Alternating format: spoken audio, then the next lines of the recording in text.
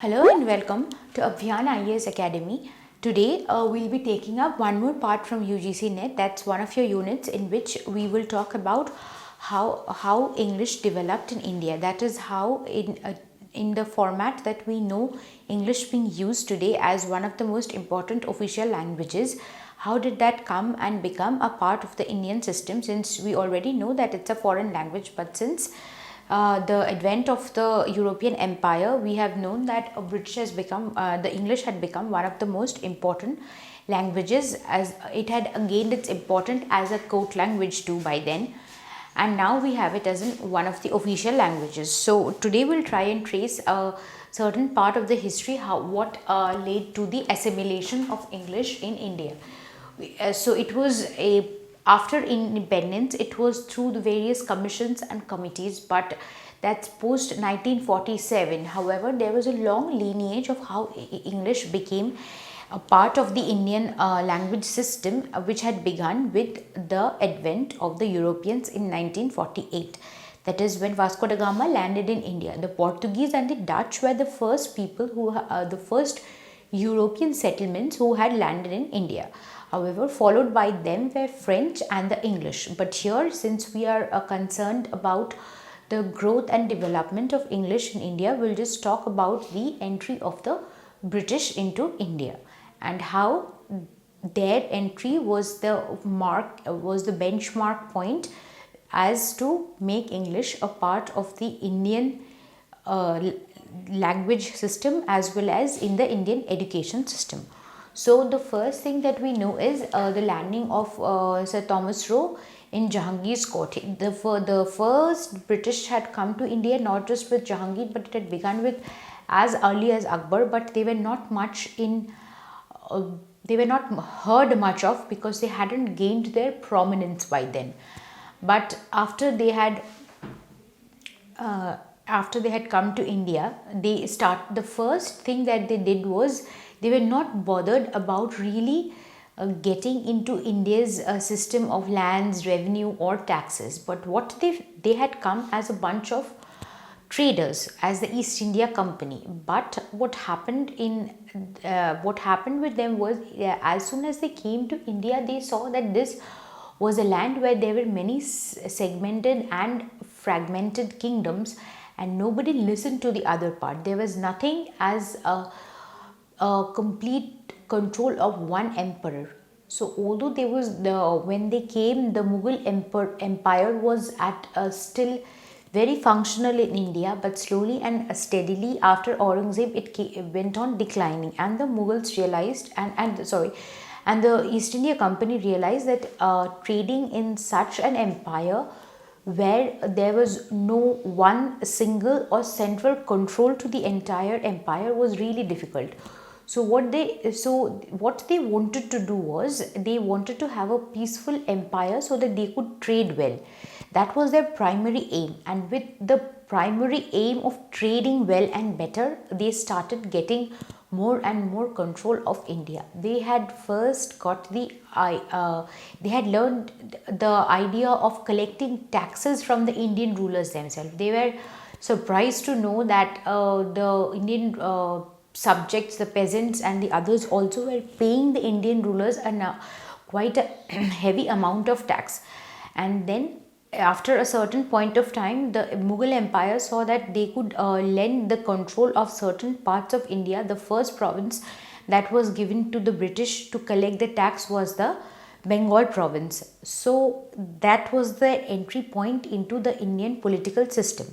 And slowly and gradually from then on, what happened is they started gaining control over the Kolkata region, the present day Kolkata. However, the Kolkata then is not the one that we know now. It consisted of three villages, Govindpur, Sultanati and Kolkata. So they were the Tagore family would be one very important around this time, and they started gaining the control of getting taxes from this region, collecting them from the Mughal emperor. So that is how they get the entry into the trading as well as the political system. And as soon as this went for a few more years, what happened is the Mughal Empire kept on declining slowly and steadily, and there was no going. Even after Aurangzeb, there were around more or less around 100 years of Mughal rules, ruled by around number of rulers. Probably there were around 11 rulers who had ruled even after Aurangzeb till it ended with Bahadur Shah Zafar in 1857, and after he was deported to Rangoon. Even before that, the British had slowly and steadily started gaining the economic controls in India. What they were doing is they were taking away the materials from India and they were bringing the finished products and flooding the markets. So that was the time when the Indians automatically saw that they were getting goods at a much cheaper price when they came from the British Isles. So they started buying those products, and the Indians were letting loose their control of their own indigenous farmers or their indigenous artisans and tradesmen. So that would be one very important thing why slowly and steadily the British people could gain control of the economic idea of the economic control of India. The next would be another trademark point would be the Battle of Plassey and the Battle of Buxar. However, in 1757, when the Battle of Plassey took place, the Sirajuddaula was defeated and he was the last Nawab of Bengal, and they understood that this is the time they could finally consolidate their positions. But with the Battle of Buxar, they got in 1764, they got a lot more control over the economic reforms of British and economic reforms of India, and they started slowly getting assimilated into the very Indian system that was functional during that time. And after that point of time, what was happening, something very important was brewing up inside India as well. What was happening was the industrial revolution. Post the industrial revolution, England was already in its full fledged of development. The history of England, as we know, that has been punctuated by three very important developments. That was the Renaissance, then the Reformation, and then the industrial revolution. So when the industrial revolution in England was at its extremes, at the full-fledged development, India had not been exposed to such amount of technology from as it was there in the Western world. So what happened was another movement. The Indians were highly influenced by the movement the movement that was happening in Britain, and so following them, and a number of educated English educated intelligentsia developed, and with them we have what we know as the Bengal Renaissance. And with the Bengal Renaissance, we have very important people like Raja Ram Mohan Roy, who were coming into the forefront of the Indian system. These people, they were highly educated. They were not just educated in one language. The Ram Mohan Roy, to be specific, was educated in he was someone who had done a comparative study of all the religions at very young age. He had he had read all about the Bible, the Quran, as well as the Gita. So he is someone who could compare and contrast all the religions, and he had read Urdu, Farsi, all those languages along with English, because his father had made it a point that they should get to know about all the he should learn to compare and contrast all those religious identities in entire that was prevalent in the world. So what Ram Mohan Roy had learned from there was that, and in order to read about so many things, he had to take the help of the slowly and gradually developing lingua franca, that is English. One of the very important reason why English was being developed as a lingua franca in India was that there were so many languages in India, and there was no common link language to communicate in the entire country. By then, that was one of the primary reasons why English was introduced in the Indian education system. The British probably wouldn't have done that had we already have a common language. But since we didn't, they were kind of, I wouldn't say forced, but they were obliged to use it in order to create a class of servants who would follow them. So in 1823, we had a very important letter that Ram Mohan Roy writes to Lord Amherst. During this time, it was suggested that India would get a group of schools and colleges where they would be taught in their own Oriental languages, that is Sanskrit and Persian and all the other indigenous languages, in order to make the Indians educated. However, what Ram Mohan Roy did during this time was he had written a letter to Lord Armhurst in which he said that he does not think that Indians, if they are already educated, who have been educated in their indigenous knowledge for the last 2-3,000 years, could gain anything new if they were taught again in the same language in their schools and college. So he decided that he thought that it was a better way for the Indians to learn about the Western languages if they were taught in the language of English. So there's also one more thing, the idea that was brewing around this time, since England was having industrial revolution in the full-fledged, was that learning about science and development and technology was equated with learning of English. It was assumed that you could learn only about the industrial revolution and development if you studied them in English. So as we were discussing, it was about Lord Armhurst, the letter in which Ram Mohan Roy emphasized the fact that the science and technology could only be learned if the Indians learned them through English. And he did not just talk about science and technology, he also talked about mathematics, English, logic, philosophy and all the other subjects which he think that the Indians should know, but he made it a point that they should be taught in English.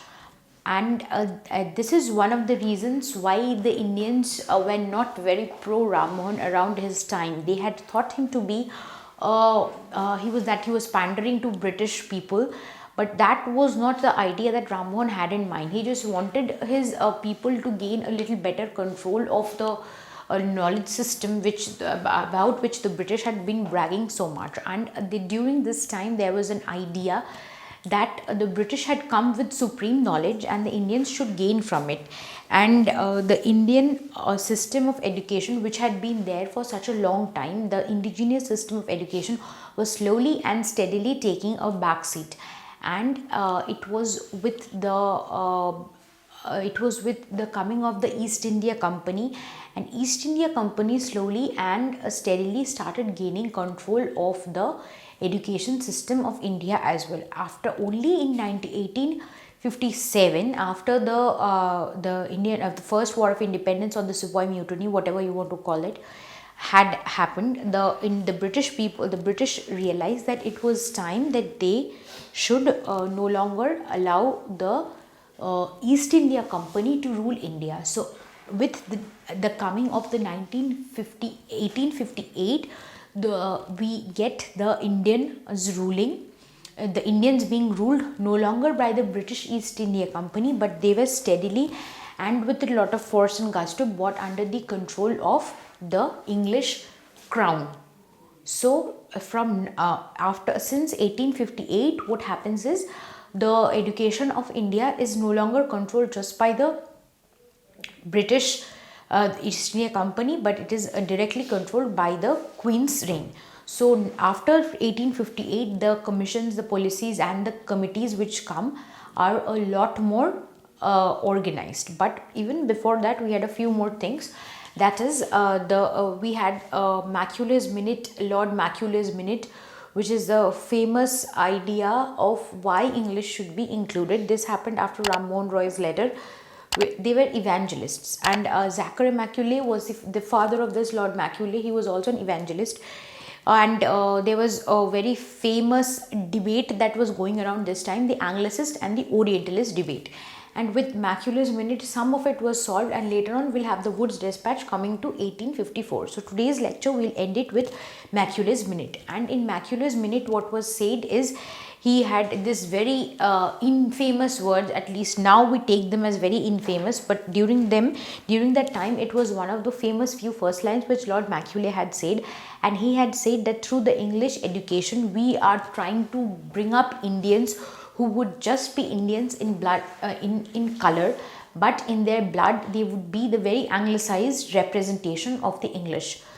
So they were trying to create a class of later on what we know as the civil servants in India.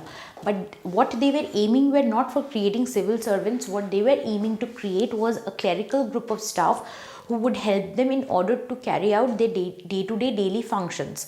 However, even someone as Lord Macaulay could not understand that while you are trying to create this breed of the clerical class who would help you in better development of your work, he could not fathom the fact that these same Indians could rise up to the position of becoming the civil servants and competing in the ICS and doing, and in certain cases doing a lot more than the British people. So this was something that they could not understand would happen. However, the Indian educated intelligentsia did much more than they had ever thought or assumed that they could do. So that was one thing Lord Macaulay had set into motion. And Lord Macaulay was also attributed with one more infamous line when he said that a shelf of a British library would hold much more knowledge than all the libraries combined together in the Orient, in the East. So that is what made Lord Macaulay quite infamous, not just during that but a lot after that also, because that was taken as a direct attack into the Indian education system. And with that we'll have and with this letter we'll slowly have Lord Macaulay's idea coming into this English education, coming into the idea of education. And then we'll have the Wood's Despatch. Wood's Despatch would be a systematic approach where the East India Company it was done by this the present Governor General, and he decided that there should be a number of schools and colleges which should be set up for India. There should be teacher training colleges. English should be the part of the Indian education, and they should become a part in the curriculum of not just teaching it as a language but also in imparting knowledge about other subjects should be done through English. So that was one of the trademark decisions which we have through Wood's Dispatch coming on. So a quick recap of what we did today. We started tracing from the history of the early advent of 1498, when the Europeans first settled in India, to when the British were a lot late while coming in India. They had not come until before the Dutch and the Portuguese and then the French had settled. The French and the British were almost contemporaries during this time. However, with their superior control and trading facilities, they gained much more control over India than any of these European empires had been able to. And also, one more advantage that they had was that English was being slowly and gradually made as a lingua franca of India, since India did not have a official language, and it was also segregated and divided into number of kingdoms, and later on which would be known as the princely states. So that was one of the advantages which the British actually did take in order to create a education system which would be bred completely in English. And then we had talked about the letter, that is Lord Rammohun Roy's letter to Lord Amas in 1823. Then we have the infamous Macaulay's Minute and the Wood's Dispatch. And after this we will have the control of the Indian education system, not by the East. Till Wood's Dispatch we still have the control of the English education, or the education as such, mostly by the East India Company. It is only after 1857 and in 1858 when the British Crown, when India goes no longer under the British Crown and not the East India Company as such, we'll be getting commissions, committees and reports being prepared, which would be countersigned by the Queen, and it would be presented to the Parliament also. So with that we'll stop today, and we'll continue with Indian education in English in the next class. So stay tuned for more to come up. Thank you.